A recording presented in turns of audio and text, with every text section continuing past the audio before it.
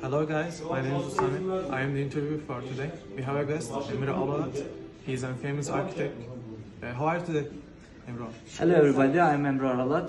Thank you sir, I am very good. Okay, Emre Alalat, let's start with our questions. Today we are going to talk about how Christopher Alexander's concept of good fit influences your design process. This concept refers to how a well-designed handles life with its users, environment and overall context. How does this mean to you? Good fit is central to my architectural philosophy. It means a design shouldn't just be functional, but also beautiful, meaningful and in harmony with its surroundings. Just like how traditional Turkish houses use local materials like wood and stone, adapting to both the environment and the cultural context. A building today needs to resonate with its location and the people who will use it. Can you give us specific examples about how this context shaped your work? Of course, absolutely take the Sancaklar Mosque in Istanbul. The design isn't just about providing a place for prayer. It's about creating a spiritual space that connects with the surroundings, landscape and community. The way the light filters through the structure, the use of natural materials and the open space around it all contribute to this good fit. So you say your design process is user-centered, isn't it? Definitely, I believe architecture is ultimately about people. We need to understand their needs, how they live, what's important to them. When designs a residential project, for example, we delve into the social fabric of the neighborhood, the family structure and daily routines of the people who will live there. How does good fit influence the overall coherence of design? Good fit implies that a design is more than the sum of its parts.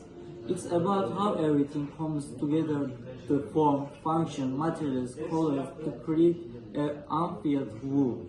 Like a traditional Turkish village warehouse, public space and nature blend seamlessly. A building should have this sense of integration. Can you talk about how the concept of good fit relates to the iterative nature of design? Achieving good fit it is a progress of continuous refinement. We don't just come up with a design and that's it. We experiment, evaluate, get fit and make adjustments along the way. Just as a craftsman might refine their work over time. We use models and prototypes to test and improve our designs. What about Alexander's idea of pattern language? Does that play a role in your work? While I don't strictly adhere to a specific pattern language, I appreciate the idea of identifying recurring design challenges and finding effective solutions. In traditional Turkish architecture, for instance, the courtyard serves as a pattern that's adapted and reinterpreted in different contexts. In short, how does good fit enhance your design process? Good fit makes the design progress more user-focused, contextually relevant, holistic, and iterative. It pushes us beyond simply creating aesthetically pleasing objects to crafting space that are meaningful, sustainable, and truly enhance people's lives. That's what I strive for in my work, to create architecture that resonates with its place and time. That was all for this question, Emre Bey. Thank you for coming. You are welcome. We would love to hear your thoughts on the concept form of architecture. As Freud suggests, the relationship between form and structure is becoming increasingly complex. Absolutely. Form has always been a crucial concept in architecture. However, the meaning and importance of form are evolving today. Form is no longer just an aesthetic concern, but it's intertwines with many factors such as functionality, social context, and cultural meaning. Fortich states that form is connected to many factors that influence human behavior and can lead to problematic results in terms of architecture determinism. What do you think about this? I agree with Porty's view. Form is an important factor that influences human behavior. However, it is not correct to think that form alone determines human behavior. People are beings who interact with their environment and can make their own choices. Instead of imposing certain behaviors on people, form should offer them options and improve their quality of life. It's also stated that an approach called functional form can lead architects to prioritize functionally and move away from aesthetic. How about this? What do you think about it? I believe that there should be a balance between functionality and aesthetics. Functionality is the fulfillment of a building's basic needs. However, aesthetics also expresses the emotional impact that a building has on its users. A building should be successful both functionally and aesthetically. The contrast between form and function is also related to the influences of modern art and especially abstraction of architecture. What do you think about it? The influences of modern art and abstraction on architecture are undeniable. Abstraction has offered architects the opportunity to discover new forms of expression and forms. However, it is not correct to think that abstraction alone is sufficient in architecture. Architecture should always have a concrete function and context. An effective architectural design should consider both physical and social functions. The balance between form and function is one of the biggest challenges faced by architects. Are you agree with that? You're right, the balance between form and function is one of the biggest challenges faced by architects. In order to achieve this balance, architects need to consider both aesthetic concern and social context. A good architectural design should be both useful and beautiful, and should also add value to people's lives. These discussions about form in architecture continue from past to present. In modern architecture, different approaches are perceived and used. Are you agree with that also? Architecture is a constantly evolving and changing field.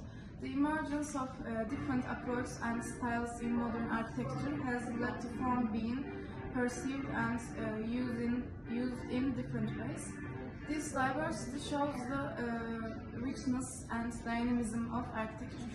Thank you, Jayda, for coming and for your valuable insights. Thank you for coming. You're welcome. Hello, my name is Arda. I'm an interview. Today we have a guest, Tofik Hüseyinov. Hello, Tofik. How are you? Hello, I'm fine. Thank you for your invitation. Thank you.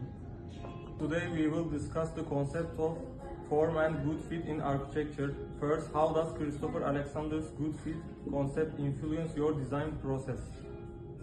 Good fit emphasizes that design should consider not only functional requirements, but also aesthetic, social, and cultural dimensions.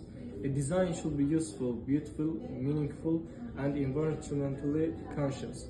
This is my fundamental approach to architecture.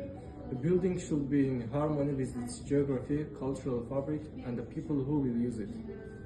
Does this good fit concept affect the relationship between form and structure? The relationship between form and structure is one of the fundamental problems of architecture. In the past, the functional form understanding could lead architects to prioritize functionality and move away from aesthetics. However, today the meaning of form has changed. Form is no longer just for function, but also important for social context and cultural meaning.